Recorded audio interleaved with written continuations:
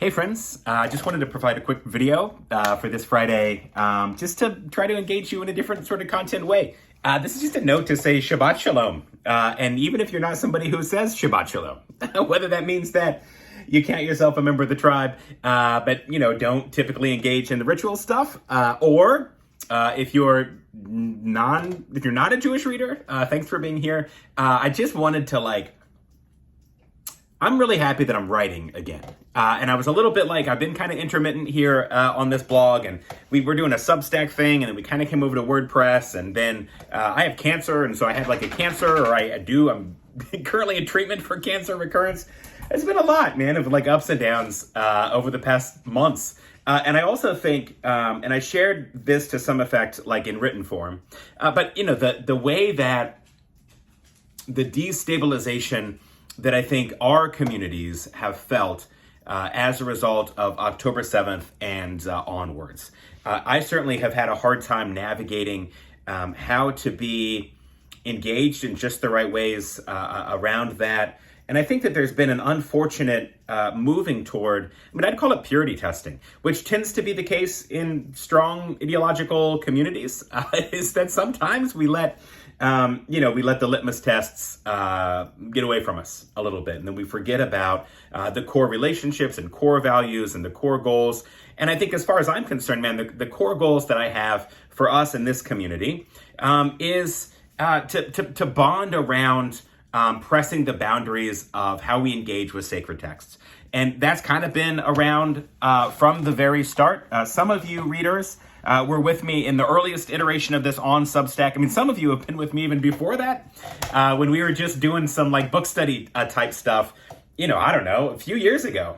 So some of you have been in this community with me for some time. Some others have just joined more recently. I'm just so appreciative of all of you being here. But I wanted to take time out today because I'm feeling a heaviness today. I'm feeling a little bit of weight today. I was disappointed by some online engagement that I saw earlier, and I suppose that's what online engagement does, is largely disappoint us, but that isn't always the case. I have beautiful relationships and friendships that I've fostered through online and social media connections, so I'm certainly appreciative of those relationships. But today I felt moved to engage with you more personally.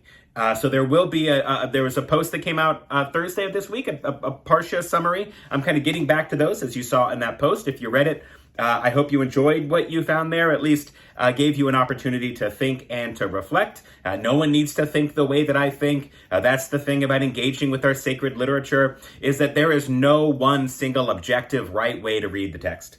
That each interpretation resides within whomever it is doing the interpreting.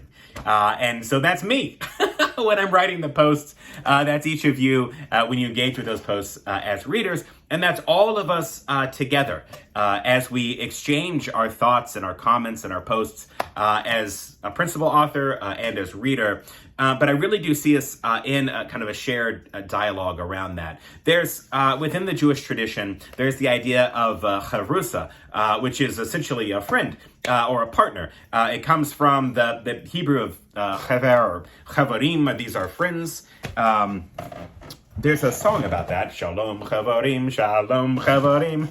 That's one out there. At any rate, the idea of the chavrusa is that you're always studying in dialogue with another person, so that you never get so certain that you've got the right view. That you always have kind of checks and balances in the engagement of interpretation and work like this around sacred literature. And I see us engaging in that way to an extent. I would love comments or just reply to me. You want to write a guest post? You want to object to something that I wrote a post about? Man, I would be all for it. So there's a Parsha summary that came out on Thursday. Coming up on Sunday, I'm going to do some writing on the Gospel according to John, the assigned Gospel reading from the Revised Common Lectionary.